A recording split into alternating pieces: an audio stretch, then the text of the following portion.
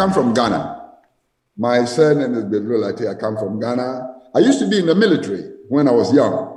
And I left the military and I did some work for the UN. I served as the National Security Coordinator for Ghana from 2009 to 2014. And then in 2016, I went to work for the African Union, where I was the African Union Special Representative for Counterterrorism Cooperation. And I ended that in 2020. And then I came back to Ghana. And now, like you know, I am chairman and founder of the Human Security Research Center here in Accra.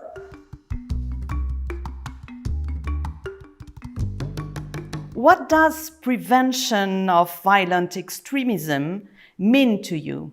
Prevention means a lot to me as an individual, and also because of the kind of thing that I've had to do in the past.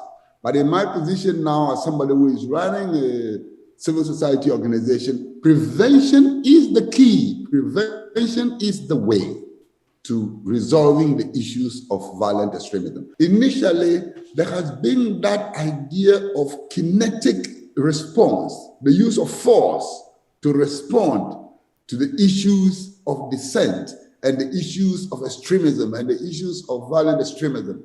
But coming back to look at it, one begins to realize that there is a need to talk, there is a need to dialogue, there is a need to find the areas of difference, there is a need to find common ground. And when that is done, then you can build social cohesion, you can build tolerance, you can build respect for one another, right down to the local communities. And then you can prevent an explosion. How did you become interested in PVE? First of all, I used to be the National Security Coordinator for Ghana. So in that position, you know, I tried to shape our national security orientation here in Ghana towards prevention. Now, when I left that, I worked for the AU. And, you know, in the AU, I realized that, you know, they had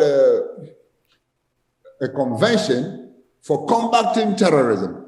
But you could see that that did not fit into a prevention concept at all. And I was so lucky that we had, you know, the Federal Department of Foreign Affairs from Switzerland that launched an initiative in West Africa. So I jumped on board.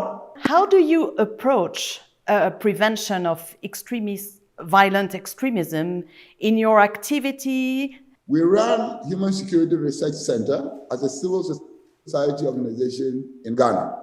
So we are creating a lot of awareness, not only of the civil society, but also of the government structures who are concerned with violent extremism. We have been very instrumental in influencing the shaping of Ghana's framework for the prevention of violent extremism. Now, our major concern is how to help the authorities to implement that framework down to the local community level. In that light also, we do a lot of awareness with the government to, you know, do some decentralization so that there can be power to the people at the community level. Do you have the feeling that this initiative has been useful in raising awareness on prevention? I think that the regional conversations have been one of the most successful initiatives for propagating prevention in the Sahara and the West Africa sub-region. And you see, that has manifested in many of the countries now coming up with their strategies, their frameworks for prevention. A lot was done. It started gradually from Dakar. We came to N'Djamena. We went to Washington. We went to New York. We went to several, and Central African Republic. So I think that it has done what it should do. It has covered the space. In what way this initiative has changed something in your thinking on prevention or on violent extremism. And it has helped me, therefore, increase my capacity to be able to contribute to what prevention actually means. So when our center was assisting the Ghanaian authorities to write out the framework for prevention of violent extremism, we drew examples from all these other areas that the initiative had helped us to gather knowledge from, and it contributed a great deal to what has been done. For people who visit our website now, they will see that we are now concentrating on conversations.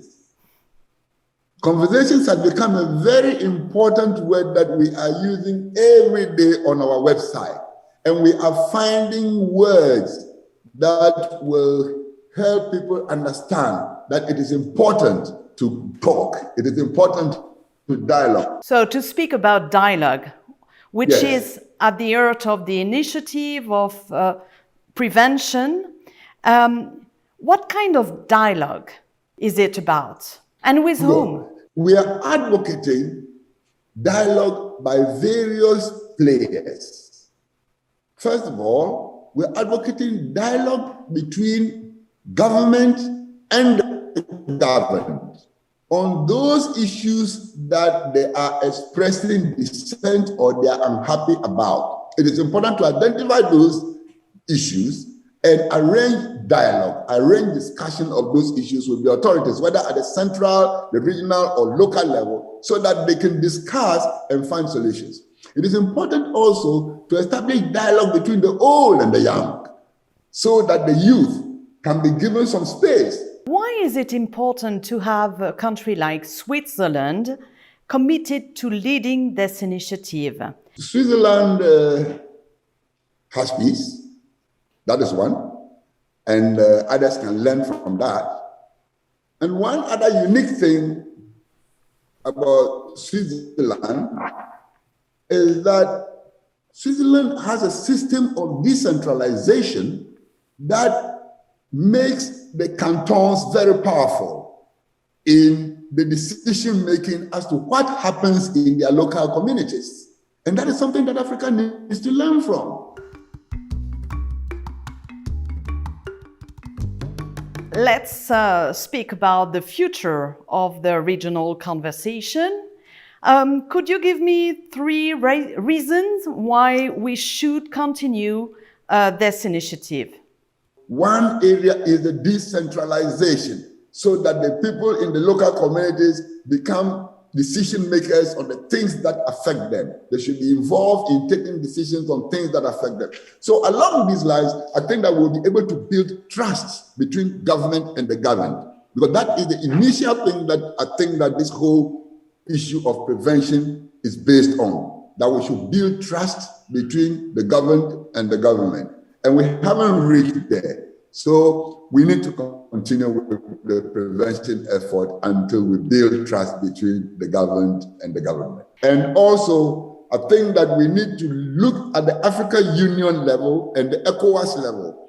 So we need to get ECOWAS and African Union a little more involved in what we are doing, so that at that policy level, we can influence the decisions that they make. Thank you, Larry.